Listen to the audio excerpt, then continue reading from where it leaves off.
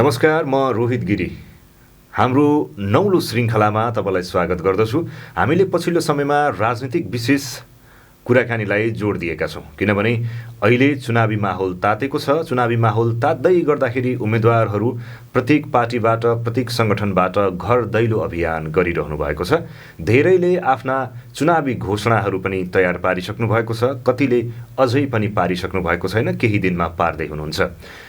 यसै क्रममा आज हामी कैलाली क्षेत्र नम्बर 4 का उम्मेदवार नेपाली काङ्ग्रेसबाट गोरख बहादुर बिष्ट आनन्द हामीसँग हुनुहुन्छ। उहाँसँग हामी कुराकानी गर्दैछौँ। आउनुहोस्, ढिलो नगरिकन हामी कार्यक्रममा उहाँलाई स्वागत गर्नतर्फ लागौँ। यहाँलाई धेरै धेरै स्वागत छ सर। धेरै धन्यवाद, अवसरको लागि धेरै धन्यवाद। पहिलो प्रश्न यहाँलाई, तपाईँ गोरख बहादुर बिष्ट कि आनन्द बिष्ट, तपाईँ आफ्नो परिचय कसरी दिन रुचाउनुहुन्छ यति बेला? म वास्तविक अहिले चाहिँ यहाँले भने चाहिँ कैलाली 4 नम्बर क्षेत्रको उम्मेदवारको हिसाबले मेरो नाम चाहिँ रुख चिन्ह मात्र हो। अहिले मलाई मेरो नाम आनन्द बिष्ट या गौरव बिष्ट भनेर कसैले पनि कन्फ्युज हुनु हुँदैन। र उहाँ रुख चिन्हलाई मात्र याद गरिरहनु पुग्छ अहिले लाग्यो होइन। तर म अब सानैदेखि मलाई अब आनन्द बिष्ट भनेपछि मलाई मेरो घरमा पनि गौरव बिष्ट भनेपछि अहिले सबैजना अचम्म बोल्न लाग्यो। सानैदेखि अब आनन्द बिष्ट भन्ने नाम नै थियो। पछि चाहिँ अब स्कुलमा पढ्दाखेरि, हाई स्कुलमा पढ्दाखेरि 8 क्लासमा त्यो एउटा मल्लाको जिल्ला स्तरीय त्यो हुन्छ, त्यो बेला चाहिँ नाम गर्दाखेरि मेरो हाम्रै स्कुलको हेड सरले चाहिँ गोरख बहादुर बिष्ट, गोरखनाथ, भगवान गोरखनाथ भनेर गोरख बहादुर बिष्ट त्यो सुरु भयो। र मलाई चाहिँ राम्रो लाग्छ। मलाई चाहिँ अब आनन्द बिष्ट भन्नुहुन्छ, गोरख बिष्ट भन्नुहुन्छ, तर मलाई धेरै 99.9% मान्छेले आनन्द बिष्ट भनेर चिन्छ। र अहिले चाहिँ मेरो मतदाताहरू जो कैलाली क्षेत्रमा 4 का आम मतदाताहरू छ, सबैमा मैले अहिले गोरख बिष्ट भनेर तपाईँको गरिरहेको छु, किनकि तपाईँको मेरो अफिसियल नाम चाहिँ मेरो गोरख बिष्ट छ। मेरो मतदाता परिचय पत्रमा गोरख बिष्ट छ। त्यो कारणले मैले यहाँलाई भने, यहाँले सोधेको प्रश्नमा चाहिँ म यो चाहिँ मेरो नाम चाहिँ नेपाली काङ्ग्रेसको रुख चिन्ह मात्र, रुख चिन्ह हो। हजुर, तपाईँको आनन्द छ, यति बेला राजनीतिक प्रेसरमा तपाईँ हुनुहुन्छ या आनन्द हुनुहुन्छ, के छ? म खुसी छु, एकदम खुसी छु, किनकि तपाईँको यो चाहिँ मेरो मेरो प्यासन हो नि त। पोलिटिक्स भनेको त यो समाज सेवा भनेको, सोसल वर्क एन्ड पोलिटिक्स भनेको मेरो प्यासन हो त। हजुर, मलाई कसैले त्यहाँ पुस गरेन। मैले यहाँ चाहे चाहिँ कसैले मलाई जा भने पनि होइन। त्यो कारण मैले आफूले चाहेको विषय हो। मैले नेपाली काङ्ग्रेसको राजनीतिमा मलाई 36-37 वर्ष मेरो आफ्नो पार्टीभित्रको इतिहास छ। त्यो लामो मैले त्यो प्रत्येक पल मैले नेपाली काङ्ग्रेसको एउटा कार्यकर्ता भएर मैले यो समाज सेवा गरेको, नेपाली काङ्ग्रेसको कार्यकर्ताकै माध्यमबाट समाज सेवा गर्छु, दुखी गरिबको सेवा गर्छु, आफ्नो मुलुकको सेवा गर्छु, मुलुक हप्काएर पर्दाखेरि सेवा गर्छु, विदेशमा बसेका नेपालीहरूको सेवा गर्छु, उहाँहरूको साथमा रमाउँछु। भने यो चाहिँ मेरो प्यासन र भावनाले मैले प्रत्येक पल मैले इन्जोय गर्छु। अहिले चुनावको माहौलमा पनि एक खालको चुनावी तपाईँको सरगर्मी चढिसकेको छ। तपाईँको धेरै छ, हजुरको ह्याट्रिक छ, समय मिलाउनु गाह्रो छ। आएको साथीहरू फोन उठाउन सकिँदैन, साथीहरूलाई रेस्पोन्स गर्न सकिँदैन। धेरै दाजुभाइ दिदीहरूले भेट्न खोज्छन्, भेट्न सक्दैन, टाइम म्यानेज गर्न गाह्रो छ। तर त्यो किनकि यो इज पार्ट अफ प्रोसेस हो नि त। यसलाई हामीले त तनाव लियो भने त तपाईँको पोलिटिक्स नगरिनु भयो नि त। त्यही भएर आम सो मच ह्याप्पी, त मैले क्वाइट ह्याप्पी छु। त्यस्तो खालको कुरा पनि मलाई तनाव छैन। अहिले यहाँ चाहिँ चुनावी अभियानमा होमिरहनु भएको छ। यस्तो अवस्थामा अत्याधिक प्रेसर होला, फोन एकातिर, म्यासेज एकातिर, इन्टरभ्यूको लागि तपाईँले टाइम निकाल्नु पर्ने होला, घर दैलोको त्यति नै चाप बढिरहेको छ होला। र यो खालको प्रेसर मलाई आउँछ भन्ने तपाईँले सोचिरहनु भएको थियो, कल्पना गर्नुभएको थियो? त्यस्तै तपाईँलाई म अब हुन तपाईँले पछि यो भने प्रश्न होला। म अब अमेरिकामा लामो समयसम्म बसेँ। म अमेरिका बस्दा पनि नेपाली काङ्ग्रेसको सङ्गठनको स्थापना कालदेखि संस्थापक नै हो। र त्यहाँको सङ्गठनमा पनि त्यहाँ पनि लगभग मैले त्यहाँ अमेरिकामा 4-5 नेपालीहरूसँग डिल गरेर बसिरहेको छु। त्योभन्दा बाहेक विषय द्याट ग्लोबल्ली सबै नेपालीहरूसँग म इन टचमा आउँछु। र त्यो प्रेसर चाहिँ धेरै मान्छेको फोन आउने, धेरै मान्छेसँग इन टच हुनुपर्ने, धेरै इन मेनी वेज होइन टच हुनुपर्ने कुराहरू त म पहिल्यैदेखि भकिरहेको हुनाले मलाई त अब अहिले मेरो क्षेत्रको मान्छेहरू कति भन्दै कति फोन गर्छ। तब त्यो कुराहरूलाई चाहिँ मैले अब मलाई के लाग्छ भने एउटा कुरा चाहिँ रिग्रेट कहिले हुन्छ भने कसै मान्छेको मैले कल मिस गर्दाखेरि त्यो चाहिँ रिग्रेट हुन्छ मलाई। न अरू चाहिँ फोन धेरै आयो भन्ने कुरा स्ट्रेस हुँदैन कि मैले इच एन्ड एभ्री फोनलाई मैले रेस्पोन्स गर्न पाए हुन्थ्यो, इच एन्ड एभ्री पर्सनलाई तपाईँको क्युरियसलाई मैले मेटाउन पाए हुन्थ्यो भन्ने कुरा मात्र लाग्छ मलाई। अरू त्यस्तो खालको तनाव केही लाग्दैन। अहिले नेपाली राजनीति र राजनीतिक विशेष गरी दलप्रति व्यक्तिहरूको दृष्टिकोण निकै चेन्ज भएको छ र वितृष्णा बढेको छ। समग्रमा भन्नुपर्दाखेरि तपाईँ फेरि पार्टीबाटै उम्मेदवार चयन हुनुभएको छ। पार्टीबाटै उम्मेदवार चयन भइरहँदाखेरि तपाईँलाई यस सत्रमा हेर्ने नजरिया चाहिँ जनताको कस्तो पाउनुभयो? त्यसले परेको छैन, त्यसले मलाई त्यो धेरै नै वास्तवमा मान्छेको ब्याकग्राउन्ड तपाईँको तपाईँको तपाईँले पास्टमा के गर्नुभयो भन्ने कुरा त्यसले फ्युचरसम्म अल द वे एन्डसम्म त्यसले क्यारी अन गर्छ क्या हजुर। त्यसैले तपाईँ ग्लो दिइरहेको हुन्छ तपाईँले त्यसलाई खराब काम गर्नुभयो भने त्यसैको तपाईँले भोग्नु परिरहेको हुन्छ, या तपाईँले राम्रो काम गर्नुहुन्छ तपाईँले एभ्री मोमेन्टमा प्राइड फिल गर्नुहुन्छ आफूलाई होइन। मैले जति पनि समाज सेवा काम गरिरहेको छु, जति पनि दुरी गरिब दाजुभाइ दिदीबहिनीहरूलाई काम गरिरहेको छु, जति पनि प्रवासमा रहेको नेपालीलाई काम गरिरहेको छु, त्यो ब्याकग्राउन्डले मलाई साँच्चीकै गुड एकदम सोसल ब्याकग्राउन्ड भएको मान्छे, स्ट्रङ कमिटमेन्ट भएको मान्छे, गुड ह्युमन बी, तपाईँको डाउन टु अर्थ पोलाइट मान्छे, सबैलाई चाहिँ रेस्पोन्स गर्नु सक्ने, सबैसँग मिल्न सक्ने भन्ने खालको मेरो क्षेत्रमा त्यो खालको एउटा सबैले त्यो कुराहरूको महसुस गरिसक्नु भएको छ। त्यही भएर मलाई त्यस्तो खालको अहिले कुनै पनि ऊ छैन। उहाँहरू सबैले मलाई चाहिँ कहाँबाट आयो को हो के हो भन्ने कुरा किन अहिले सुरुका 2-4 दिन पनि थियो अरू मेरा मैले चाहिँ अब यो चुनावको दरमियानमा मैले प्रतिपक्षीहरूको आलोचना गरेर जाने होइन। म जनताको बिचमा जाँदाखेरि म आफ्नो मुद्दा लगेर जान्छु, आफ्नो एजेन्डा लगेर जान्छु। मैले भोलिको दिनमा के गर्नु रहेछु, दुबी गरी दाजुभाइको लागि, यहाँको विकासको लागि के गर्न सक्छु, पूर्वाधार विकासदेखि लिएर सबै कुरा के गर्न सक्छु, म आफ्नो मुद्दा लिएर जान्छु भनेको छु मैले। त्यो मैले चाहिँ यो यसमा समय खर्च 1 मिनट पनि खर्च गरेको छैन मैले मेरो चुनावी अभियानभरि तपाईँ हिँड्नु भने मसँग प्रतिपक्षलाई म 1 सेकेन्ड पनि तपाईँ टाइम वेस्ट गर्दैन, उहाँलाई गाली गर्दैन। मैले के गर्न सक्छु, हिजोका दिनका जनप्रतिनिधिहरूले के गरेका थिए, उहाँहरूको अधुरो कामहरू के छ, उहाँले राम्रो गर्नु नगर्नु, म जनताको बिचमा जान्छु, उहाँहरूसँग भलाकुसारी गर्छु है। र राम्रो काम गरेमा जनप्रतिनिधिले राम्रो काम गरेको छ भने त्यो कामलाई कसरी क्यारी अन गर्ने, कसरी कन्टिन्यू गर्ने। त बिसाइड द्याट त्योभन्दा बाहेक त के भने भोलिका दिनमा इमिडिएटली बिहान प्रत्येक दिन बिहान उठ्दाखेरि जनताको घरगाडी देख्ने समस्याहरू के हो, त्यो समस्यालाई प्राथमिकताका साथ राख्नुपर्छ भनेर मैले त्यो खालको एउटा वातावरणमा म हिँड्न आउँछु। त्यही भएर मैले प्रतिपक्षको विषयमा टाउ दुखाउने त्यो मेरो समय पनि छैन, त्यो मेरो धर्म पनि होइन, त्यो नेपाली काङ्ग्रेसको संस्कार कल्चर पनि होइन। तपाईँ झन्डै 2 दशकभन्दा बढी वैदेशिक रोजगारमा विदेशमै बस्नुभयो, आउने जाने क्रम चलिरहे पनि, तर अहिले चुनावी माहौलमा नेपालमा होमिरहनु भएको छ। चुनावी माहौलमा होमिँदै गर्दाखेरि यो त अन्तर्राष्ट्रिय उम्मेदवार हो, यो त फेरि पनि बाहिर नै जाने हो भनेर तपाईँलाई जुन खालको एउटा अन्तर्राष्ट्रिय उम्मेदवारको ट्याग लगाइदै आएको छ, त्यो ट्यागलाई तपाईँ कसरी चिर्न चाहनुहुन्छ? म वास्तवमा यो कुराले मलाई दुःख हुँदैन, खुसी नै हुन्छ। म त वास्तवमै नेपाल 2टा नेपाल छ। एउटा नेपालको नक्साभित्रको नेपाल छ होइन, नेपालको भूगोलभित्र नेपाल छ। एउटा नेपालको नक्सा बाहिरको नेपाल छ। नेपालको नक्साभित्रको नेपालमा 2 करोड नेपाली बस्छन् र नेपालको नक्साभन्दा बाहिरको नेपालमा 1 करोड नेपाली बस्छन्। त्यो हरेक भारतमा होस्, खाडी मुलुकमा होस्, या तपाईँ युरोप अमेरिकामा होस्, या एसियामा होस्, या अफ्रिकामा होस्, या संसारको कुनै पनि देशमा होस्, तपाईँको 1 करोड नेपाली बस्छन्। र त्यो 1 करोड नेपालीको प्रतिनिधित्व गरेर मैले त्यो 1 करोड नेपालीको भोइसलाई अहिले मैले नेपालको प्रतिनिधि सभाको निर्वाचनमा मैले चाहिँ प्रतिस्पर्धा गरेर भोलिको त्यो भोइस मैले नेपालको संसदमा लाँदैछु। त्यो मैले भनौँ न प्रवासमा रहेका दाजुभाइ दिदीबहिनीहरूको विभिन्न बाध्यताले उद्देश्यले तपाईँको हुन्न, रहरले त कोही पनि विदेशी जाने त हुँदैन। यहाँ अहिले हाम्रो लहलामा विद्यार्थी भाइ बहिनीहरू तपाईँको विदेश पढ्ने एउटा फेसन छ, तपाईँको 12 पास गर्ने बित्तिकै विदेश जाने चलन छ जुन त्यसले चाहिँ अलिकति बढी तपाईँको अलिकति मलाई पनि तनाव हुन्छ। कसैले तपाईँको धेरै यङ एजमा विद्यार्थीहरू त्यसरी जाने जुन फेसन छ त्यसलाई नगरे हुन्छ अलि हायर एजुकेसनको लागि गए हुन्थ्यो भन्ने खालको मलाई कता कता लाग्छ।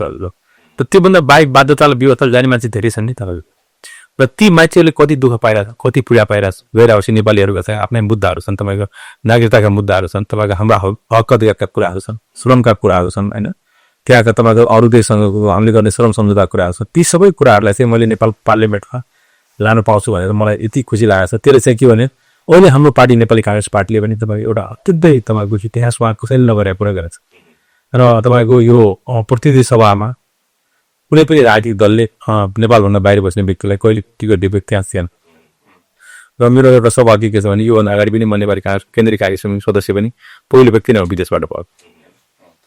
र मैले मेरो पार्टीले मलाई ट्रस्ट गरेर विश्वास गरेर तपाईँको यत्रो प्रवासमा बस्ने नेपालीको प्रतिनिधित्व होस् र कैलालीका क्षेत्रमा 4का दाजुभाइ दिदीबहिनीहरूको प्रतिनिधित्व होस् भनेर जुन सम्मान पार्टीले मलाई गरेको छ। म एउटा गैरआवासीय नेपालीहरूको पनि प्रतिनिधिको रूपमा काम गरेको छु र कैलाली क्षेत्र नम्बर 4 चाहिँ मेरो आफ्नो आधार क्षेत्र भएले, मेरो कर्म क्षेत्र भएले अब यो क्षेत्रसँग मेरो साइनो गाँसिएको, म यही क्षेत्रमा हुर्किएको, यही क्षेत्रमा पढेको, यहाँको धुलो माटो, यहाँको परिवेश, यहाँका जनताको तपाईँको सोच्ने शैली, यहाँको जनताको जीवनस्तर, मैले गर्नुपर्ने कामहरू सबै मलाई यहाँको बारे थप थाहा छ। त्यो भन म जानकार छु, मेरो लागि नयाँ परिवेश केही पनि होइन यो।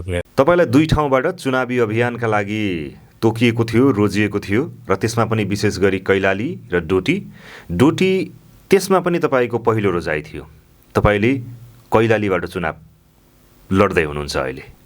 डोटी यस्तो थियो अब डोटी म आफै पनि जन्मेको ठाउँ हो किन अब मेरा पिता पुर्खा जन्मेको ठाउँ अब त डोटीको विषयमा के म किन चिन्तित थियो भने तपाईँको म अब अमेरिका जस्तो विकसित देशमा बस्यो राइट मैले संसारको विकासको मोडल हेरेको छु त्यहाँको शिक्षाको नीति स्वास्थ्यको नीति त्यहाँको तपाईँको त्यहाँको विकासको कसरी पूर्वाधार विकासहरू कसरी हुन्छ मान्छेको जीवनस्तरलाई कसरी उडाउन सकिन्छ गरिब कसरी हटाउन सकिन्छ करप्सन कसरी तपाईँको अन्त्य गर्न सकिन्छ भन्ने विषयमा म आफै स्वयं भोगेको व्यक्ति भावनाले मलाई के लाग्छ भने डोटी अब हाम्रो पिता पुर्खा जन्मेको आफै जन्मेको ठाउँ त्यो ठाउँको विकासको हेर्दाखेरि मलाई धेरै मेरो आशा आउँछ आँखा हुनुभयो किनभने त्यहाँ केही गर्नुपर्छ त्यहाँका दाजुभाइ दिदीबहिनीहरूको जीवन अत्यन्तै कष्टकर छ उहाँहरूलाई के सहजीकरण गर्नुपर्छ के सहज गर्न सकिन्छ भनेर मलाई लाग्छ धेरै पनि त्यो भएर मैले डोटीको विषयमा चाहिँ अब म आफू एमपी मान्ने मन्त्री हुनलाई होइन कि त्यो ठाउँको के गर्न सकिन्छ भन्ने खालको एउटा खालको अट्याचमेन्ट थियो तर डोटी र कैलाली हुने के हो म फेरि जन्मेको हुर्केको सबै यो ठाउँ हाम्रो परिवेश यही हो डोटी कैलाली भने ठुलो कुरा केही पनि भएन कुन नेपालको तपाईँको पूर्वको मान्छे पश्चिम लडेको छ पश्चिम मान्छे तराईको मान्छे हिमाल लडेको छ हिमालको मान्छे पहाड लडेको अनि डोटी र कैलाली भनेको त केही ठुलो कुरा पनि यो चाहिँ एउटै परिवेश हो एउटै दाजुभाइ हो एउटै रहन हो एउटै तपाईँको त्यही मान्छेहरूको घर तराईमा आउँछ त्यही मान्छेहरूको घर पहाडमा आउँछ त्यही मान्छेको घर तपाईँको 9वटा जिल्लामा पनि छ तपाईँ यो कैलाली क्षेत्रमा 4 बस्ने र 77 जिल्लाका तपाईँको दाजुभाइ छन् एउटा फुल बगैँचा छ कैलाली क्षेत्रमा 4 भनेको त्यो सुन्दर फुल बगैँचामा विभिन्न खालको फुलहरू छन् तपाईँ हेर्दा उहाँहरूसँग मैले तपाईँको उहाँहरूसँग सहकारी गर्ने उहाँहरूको तपाईँको सहअस्तित्वलाई स्वीकार गरेर उहाँसँग अगाडि बढ्ने कुरामा म प्रणका साथ अगाडि बढेको छु र मैले त्यो खालको माहौल पनि देखाएको छु त्यो बेला परिवेशले मलाई केही पनि त्यसो अकार बाधा चिनाएको हजुर अहिले कैलाली क्षेत्र नम्बर 4मा तपाईँ सँगसँगै निकै पुराना राजनीतिक दलका खेलाडीहरू पनि चुनावी मैदानमा उत्रिरहनु भएको छ तपाईँ सँगै प्रतिस्पर्धा गरिरहनु भएको छ त्यो प्रतिस्पर्धालाई तपाईँ कतिको दबाव सम्झिरहनु भएको छ यति बेला म चाहिँ केही दबाव महसुस गरेको छैन वास्तव भन्ने हो भने म फेरि आफ्नो प्रतिस्पर्धीलाई चाहिँ म एकदम कमजोर ठानेर म पुलिस भन्ने त्यो खालको घमण्डमा आउँछ राजनीति गर्ने मान्छेमा जुन दिन तपाईँ आफूलाई पुलिस हुने हो त्यो दिन तपाईँ राजनीति सके पनि हाल्छ बिहानी मैले उहाँहरू सबैलाई मैले जो 16-17 जना मसँग प्रतिस्पर्धीहरूमा छ उहाँलाई कसैलाई पनि मैले कमजोर सम्झेको र म कसरी आफू बलियो हुने भन्ने कुरामा मेरो चासो हुनसक्छ चिन्ता हुनसक्छ तर उनीहरू कमजोर छन् म बलियो छु भन्ने कुरामा म कहिले पनि एक सेकेन्ड पनि तपाईँको समय बर्बाद गर्दिनँ र यहाँले भने जस्तै अब हेबिटको कुरा धेरै आउँछ नि तपाईँले भन्नुभयो यो अगाडिको अन्तर्प्रधान सोधिरहनु भएको छ अरू विभिन्न कारण आउँछ मैले चाहिँ के भन्ने गरेको छु भनेपछि म टिकट पाउने बित्तिकै सबैभन्दा पहिले उहाँलाई पनि मैले फोन गरेको पॉइन्ट बनाएको कि ल अब मैले पनि टिकट पाएँ तपाईँ लड्दै हुन्छ अब हामी एउटै ठाउँको मान्छे एउटै गाउँको मान्छे होइन एउटै वडाको मान्छे एउटै वडाको मान्छे तपाईँ के भने अब मित्रवत प्रतिस्पर्धा गरौँला त्यस्तो खालको तपाईँले मलाई गाली गर्ने मैले तपाईँलाई गाली गर्ने अब त हजुरले के गर्नुहुन्छ तपाईँको कुरा म चाहिँ एटलिस्ट तपाईँको तपाईँहरूलाई चाहिँ गाली गरेर या अरू तपाईँभन्दा बाहेकका पनि प्रतिस्पर्धा गाली गर्ने मेरो संस्कार छैन ल तपाईँहरूले ल राम्रै गरौँ भनेर मैले चाहिँ त्यो खालको माहौल गरेको थिएँ मैले अरू 2-3 चरणमा चाहिँ अरू जो 15-16वटा पार्टीका उम्मेदवार साथीहरू पनि भेट भएको थियो उहाँहरूलाई मैले सबैलाई शुभकामना दिएको छ तपाईँको सबैलाई मैले शुभकामना दिएको थिएँ ल विजयको शुभकामना राम्रो गर्नुहोस् तपाईँ अल द बेस्ट सबैले गर्ने देशको लागि सबैले गर्ने राम्रो गर्नुहोस् कुनै पार्टी कुनै पनि पार्टीको मेनिफेस्टोमा चाहिँ यो देशलाई ध्वस्त पार्नुपर्छ जनतालाई दुःख दिनुपर्छ होइन यो ठाउँको विकास गर्नु हुँदैन भ्रष्टाचार गर्नुपर्छ भन्ने त कहीँ लेखा छैन होला तर गर्ने नगर्ने व्यक्तिको आचरण हुने कुरा हो तर पार्टीको मेनिफेस्टो छैन होला नि त यदि राम्रो व्यक्ति आएर जुनसुकै पार्टी पनि राम्रो व्यक्ति आयो भने के हुन्छ भने त्यसले चाहिँ देशको विकास हुन्छ जनताको उन्नति हुन्छ अहिले पनि कैलालीको क्षेत्रमा 4का आम दाजुभाइ दिदीबहिनीहरूले तपाईँ नेपाली काङ्ग्रेस मात्र नभन्दैन तपाईँ अरू पार्टीका मान्छेले के भन्छ कैलाली क्षेत्रमा 4मा नेपाली काङ्ग्रेसले राम्रो उम्मेदवार ल्याएको छ एउटा राम्रो व्यक्ति आएको छ भन्ने कुरा उहाँहरू स्वयंले आफै महसुस गरेर मलाई फोन गर्नुहुन्छ म पार्टी त नेपाली काङ्ग्रेस तपाईँहरूको पार्टीको त भएन सिद्धान्त मेरो फरक हो तर यो पाला हामीले तपाईँलाई सहयोग गर्ने हामीले मान्छे बनाएको छु तपाईँ राम्रो हुनु त तपाईँको विचार मन पऱ्यो तपाईँको प्रस्तुति मन पऱ्यो तपाईँले धेरै ठुल्ठुला प्रयोग गर्नु भएन व्यावहारिक कुरा गर्नुभएको छ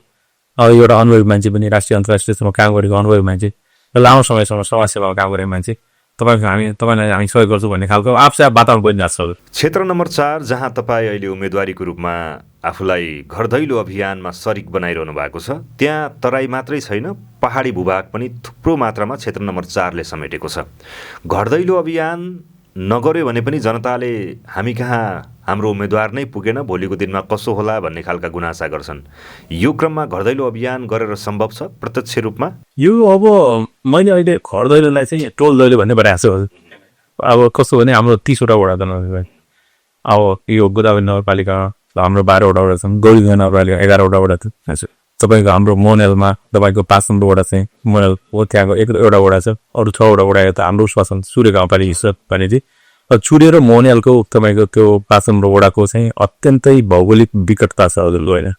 त्यहाँका दाजुभाइ दिदीबहिनीहरूको जीवन हुने अत्यन्तै कष्टकर छ।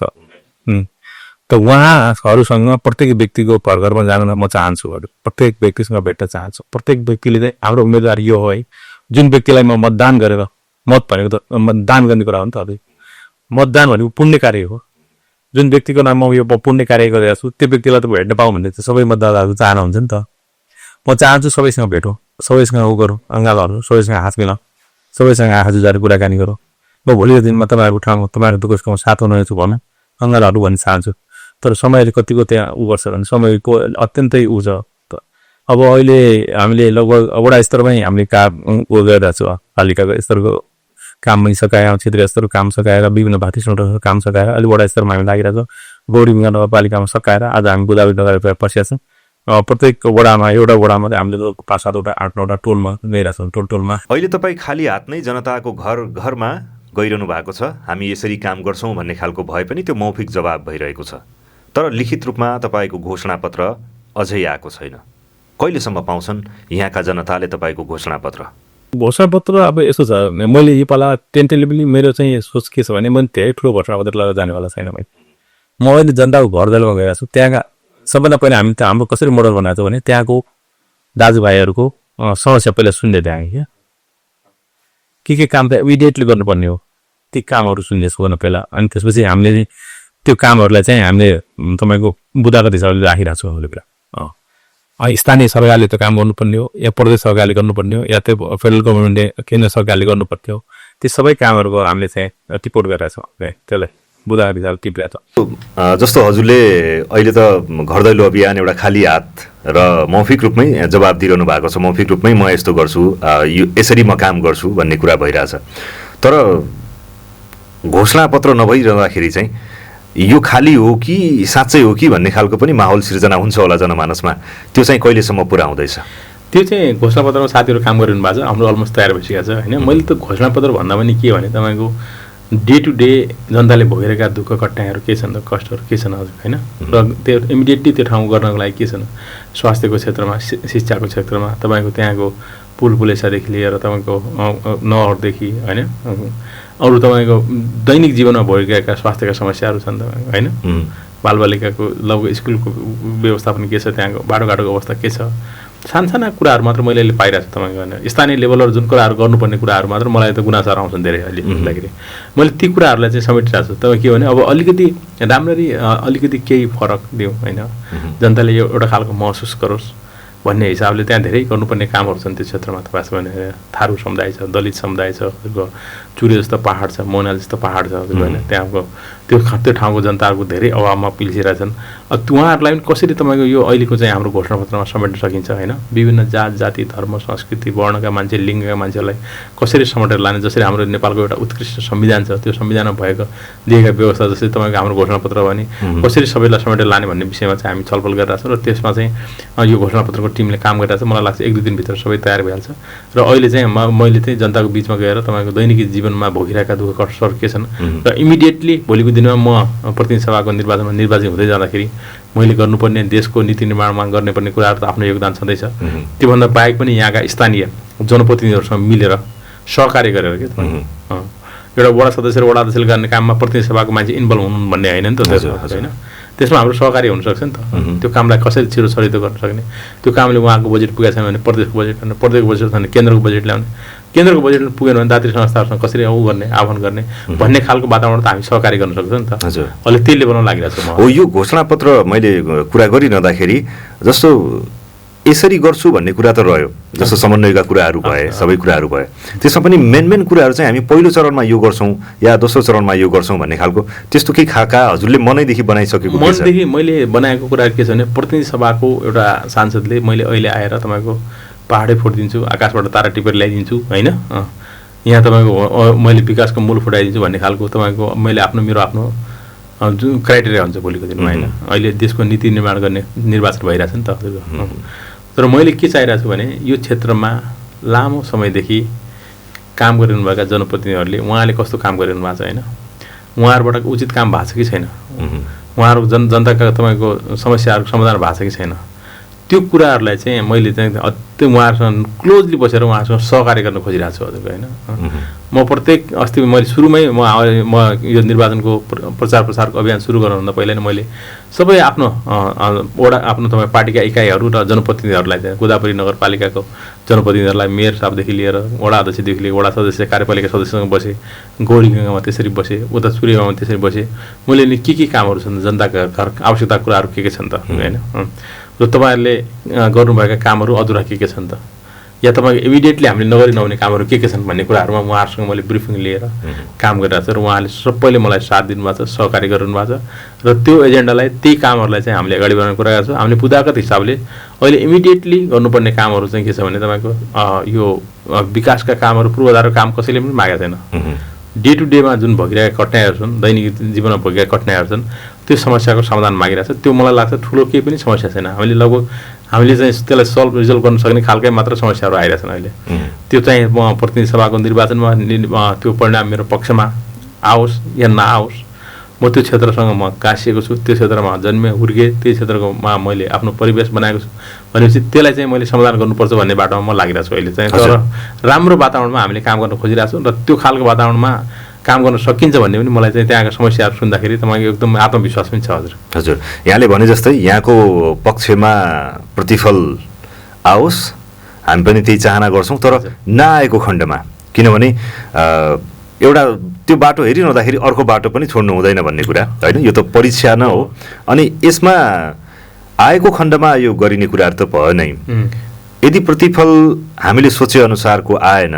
त्यो रिजल्ट भयो भने त्यो अवस्थामा तपाईँ के गर्नुहुन्छ होइन मैले मसँग त कैलालीको क्षेत्रमा चारसँग मेरो एउटा खालको मेरो जिम्मेवारी भइसक्यो त्यहाँ होइन म मतको लागि म टेक्निकल मत परिणाम भनेको टेक्निकल कुराहरू त्यहाँ मेरो जिम्मेवारी भइसक्यो हजुर होइन मैले आफ्नो तपाईँको रेस्पोन्सिबिलिटी भइसक्यो त्यहाँ गएको थिएँ भन्नाले मैले त्यहाँ आफ्नो मैले भोलि सम्पर्क कार्यालय पनि मेरो सधैँ 5 वर्षसम्म रहन्छ भनेर मैले त्यो घोषणा पनि गरिसकेको छु कैलाली क्षेत्र नम्बर 4 मा जित होस् हार होस् तपाईँको रहन्छ र म जनताको साथमा बसेर काम गर्छु त्यसमा मेरो कुनै पनि त्यसमा हुँदैन म एउटा कमिटेड मान्छे हुँ मैले चाहिँ अब म प्रोभन तपाईँको सोसल एक्टिभिस्ट पोलिटिकल एक्टिभिस्ट हो त्यही भनाले मैले चाहिँ यसमा आर्टिफिसियल कुरा पनि गर्न जानेको छैन मैले त्यो आर्टिफिसियल कुरा पनि गर्दिनँ र जस्तो सुकै कठिन परिस्थितिमा पनि परिणाम हाम्रो पक्षमा आउँछ यहाँले भने जस्तो पाउँछ अहिलेसम्मको माहौल हेर्दाखेरि राम्रो छ वातावरण छ यदि परिणाम हाम्रो पक्षमा नआए पनि म त्यो जनताको साथ कहिले छोड्दैन त्यो ठाउँको विकासको लागि त्यहाँका दाजुभाइ दिदीबहिनीहरूसँग हातेमाले गर्ने कुराहरूमा म कहिले ब्याक हुँदैन हजुर अहिले जनताले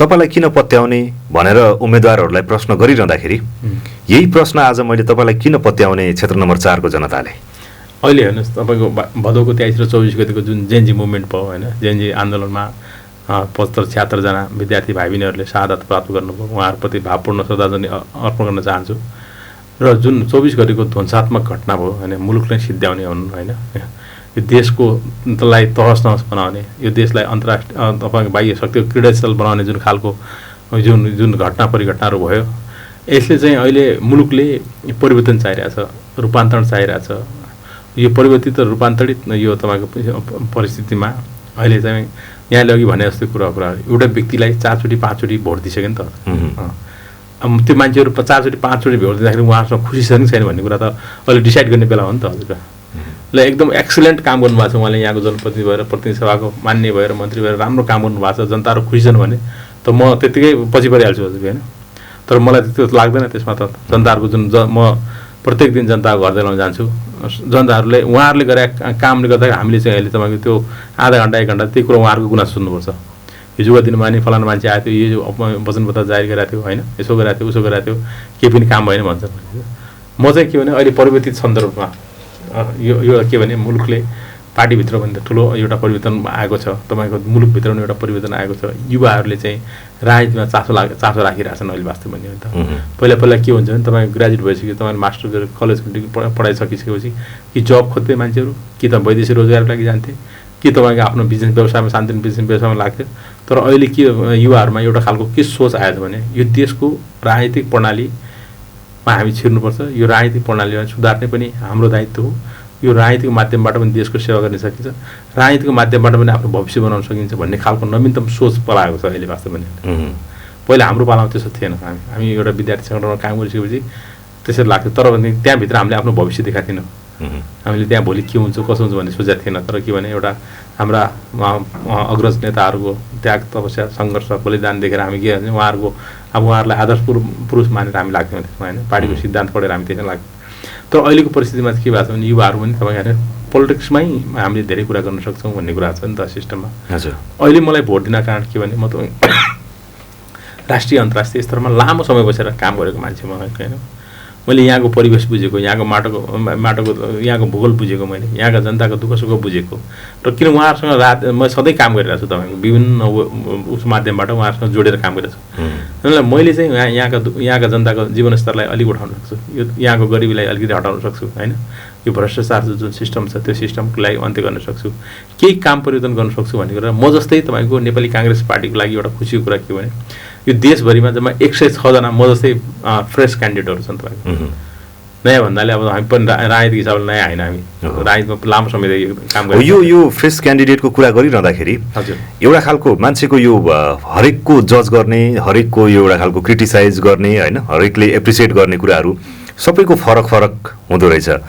यसै सन्दर्भमा जस्तो जो अलि लगानीकर्ताको रूपमा बढी देखिएको छ, जसले खर्च गर्न सक्छ, त्यसलाई मात्रै अहिले पार्टीले उम्मेदवार बनाइरहेको हो कि भन्ने खालका गुनासाहरू पनि आउँछन् नि। यसलाई तपाईँ कसरी व्याख्या गर्न चाहनुहुन्छ? अब अहिले मैले हेर्दाखेरि मलाई के लागेको छ भने अब तपाईँको विभिन्न सेक्टरमा विज्ञता हासिल गरेका हुन्, चाहे बिजनेसको सेक्टरमा होस्, तपाईँको साइन्समा होस्, टेक्नोलोजीमा होस्, या तपाईँको अरू प्राविधिक क्षेत्रमा होस्, या तपाईँको एडमिनिस्ट्रेटिभ उसमा सेक्टरमा होस्, या विभिन्न सेक्टरमा चाहिँ विज्ञता हासिल गरेका धेरै मान्छे रिपिट भएको लागिरहेको छ मलाई अहिले। जो नयाँ साथीहरू आउनुभएको छ उहाँहरू पनि तपाईँको आफूलाई एउटा नेता प्रुभ गरिसकेका मान्छेहरू छन्, हजुर प्रमाणित गरिसकेका छन् इन मेनी वेजमा। विभिन्न कालखण्डमा पार्टीको विभिन्न इकाइमा रहेर निकायमा रहेर काम गरेर राम्रो काम गरेका यी मान्छेहरू राम्रो मान्छे हुन्।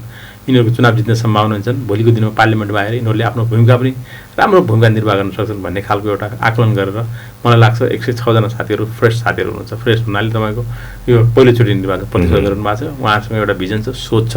मलाई पनि के लाग्छ भने कैलालीको क्षेत्रमा 4वटा म नेपाली काङ्ग्रेसको सांसद भयो भने मैले पार्लियामेन्टमा राम्रो भूमिका निर्वाह गर्न सक्छु जस्तो लाग्छ मलाई। यहाँका जनतालाई गर्व गर्ने महसुस बनाउन सक्छु म आफ्नो क्षेत्रका जनताहरूलाई। किन आज हाम्रो मान्यले पार्लियामेन्टमा राम्रो कुरा उठायो भने, राम्रो मुद्दा उठायो, देश विकासका कुराहरू गर्यो होइन, भोलि पूर्वाधार विकासका कुराहरूदेखि लिएर तपाईँ यो नीति निर्माण कुराहरूमा चाहिँ मैले आफ्नो राम्रो इनपुट दिन सक्छु। मैले किन बाहिर लामो समय बसेको हुनाले मैले त्यहाँको सिस्टम मैले देखाएको छु होइन। हजुर केही कुराहरू हामी लागू गर्न सक्छौँ नि त्यसमा चाहिँ हजुर राम्रो कामहरू। हामीले यो कुरा गरिरहँदाखेरि यो फागुन 21 को जुन मतदान त्यसपछि 1-2 दिनको भित्रमा यो रिजल्ट आइसकेपछि तपाईँ उम्मेदवार विजयी हुनुभयो। त्यसपछि पहिलो कदम, पहिलो प्रयास, पहिलो काम तपाईँको के हुनेछ क्षेत्र नम्बर 4 का लागि? सबभन्दा पहिला त अब क्षेत्र नम्बर 4 मा अब हामीले जुन हाम्रो वचनबद्धता जुन जाहेर गरेर हामी जानेछौँ, जाँदैछौँ, अब त्यसलाई गम्भीरताका साथ लिएर अब चाहिँ मैले निर्वाचन जितेँ, अब मेरो काँधमा बढी दायित्व आयो होइन। अब यसलाई मैले जनतासँग गरेका प्रतिबद्धता जति छन्, वाचाबन्धन छन्, जति हामीले घोषणापत्रमा उल्लेख गरेका कामहरू छन्, त्यसलाई गर्नुपर्छ भन्ने कुरा सिरियस त्यसमा गम्भीरताका साथ सोध्छु सबभन्दा पहिला म। त्यसपछि त्यहाँका मतदाताहरूलाई धन्यवाद दिनुपर्ने कुराहरू आउँछ होइन, पार्टीका साथीहरूलाई धन्यवाद दिने कुराहरू आउँछ। र विशेष गरी के भने जिम्मेवारी आजदेखि म माथि ठुलो जिम्मेवारी आएको छ भन्ने कुरा म महसुस गर्छु सबभन्दा पहिला त। त्यसपछि तपाईँको आफ्नो काम फिल्डमा काम गर्ने कुराहरू, त्यसपछि हामी इमिडिएटली तत्कालै तपाईँको त्यसपछि हाम्रो आफ्नो गर्ने कामहरू सुरु गर्छु। हजुर हजुर अन्तिम प्रश्न, जाँदा जाँदै यहाँले आफ्नो मतदातालाई अहिले जुन ठाउँमा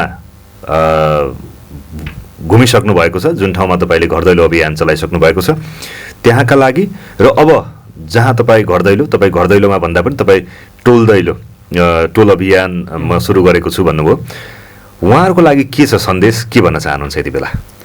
सबभन्दा पहिला त म यो तपाईँहरूलाई धेरै धन्यवाद दिनुहुन्छ। आज पोडकास्टको माध्यमबाट मैले कैलाली क्षेत्र नम्बर 4 का नेपाली काङ्ग्रेसलाई माया गर्ने, नेपाली काङ्ग्रेसका समर्थक, शुभेच्छक, नेपाली काङ्ग्रेसका पार्टीको सिद्धान्तलाई अवलम्बन गर्ने र त्योभन्दा बाहेकका मतदाता दाजुभाइ दिदीबहिनीहरूलाई न्यायप्रेमी, लोकतन्त्र प्रेमी, त्यो ठाउँको विकासको लागि सधैँ चिन्ता चासो व्यक्त गर्ने दाजुभाइ दिदीबहिनीहरूलाई म हृदयदेखि तपाईँहरूलाई चाहिँ नमन गर्न चाहन्छु, धन्यवाद भन्न चाहन्छु। तपाईँहरूलाई चाहिँ एकदमै यो निर्वाचन भनेको तपाईँको यो मुलुक अहिले वास्तविक एकदमै तरल अवस्थामा भएको अवस्था हो यो मुलुक। यसमा यो देशको संविधान पनि खतरामा छ, यो व्यवस्था पनि खतरामा छ हामीले चाहिँ जुन सिस्टम छ यो सिस्टम पुरै खतरामा छ। त्यही कारणले यसलाई चाहिँ यो निर्वाचन भनेको अत्यन्तै तपाईँको संयमता साथ धैर्यताका साथ यदि हामीले पार्लियामेन्टमा नेपाली काङ्ग्रेसले मेजोरिटी ल्याएर यो देशको तपाईँको संविधानलाई जोगाउनेदेखि लिएर भ्रष्टाचारको अन्त्यदेखि गर्नेदेखि लिएर सुशासन कायम गर्नेदेखि लिएर तपाईँको अन्तर्राष्ट्रिय जगतसँग जुन नेपाली काङ्ग्रेसको सम्बन्ध छ, जुन नेपाली काङ्ग्रेस पार्टीको सिद्धान्तलाई अन्तर्राष्ट्रिय जगतले पनि एउटा विश्वास गरेको छ, त्यो इन्टरनेसनल पोलिसीमा पनि कसरी काम गर्न सकिन्छ भन्ने विषयमा गहन विषयमा काम गर्नुपर्ने भावनाले म तपाईँहरूको बिचमा लामो समयसम्म नेपाली काङ्ग्रेसको कार्यकर्ताको हैसियतले समाजसेवाको माध्यमबाट काम गरेर विभिन्न कालखण्डमा विभिन्न तपाईँको दात्री निकायसँग पनि काम गरेको र विभिन्न कालखण्डमा समाजसेवा काम गरेको, दुखी गरिब दाजुभाइ दिदीबहिनीहरू काम गरेको एउटा चाहिँ जमिनसँग जुडेको व्यक्ति, एउटा जमिनका दाजुभाइ दिदीबहिनीहरूको सुख दुःखलाई बुझ्न सक्ने व्यक्ति, महसुस गर्न सक्ने व्यक्ति तपाईँहरूको क्षेत्रमा आएको छु। म भोलिका दिनमा तपाईँहरूको शिर निहुरिने कुनै पनि काम गर्ने छैन। तपाईँहरूको शिर उच्च बनाउने र तपाईँहरूका समस्या समाधान गर्ने एउटा उद्देश्य अटुट दृढ सङ्कल्पका साथ म तपाईँहरूको बिचमा आएको छु। यसपालि चाहिँ मलाई मतदान गरेर मत दिएर नेपाली काङ्ग्रेसको रुखसिनमा मत दिएर विजय गराइदिनु भयो भने म भोलिको दिनमा कैलाली क्षेत्र नम्बर 4 लाई एउटा राम्रो वातावरणमा त्यो ठाउँ कैलाली क्षेत्र नम्बर 4 चाहिँ समृद्ध भयो र त्यहाँका दाजुभाइ दिदीबहिनीहरूका समस्याहरू पनि समाधान भयो, त्यहाँ चाहिँ राम्रो वातावरणमा काम भइरहेछ भन्ने खालको एउटा सन्देश दिन चाहन्छु। त्यसको लागि नेपाली काङ्ग्रेसका को रुखचिना मतदान गर्नको लागि म यहाँहरूलाई पुनः अपिल गर्न चाहन्छु कैलाली क्षेत्र नम्बर 4 लाई। हस्, यहाँलाई समयको लागि धेरै धेरै धन्यवाद। Thank you. हस्।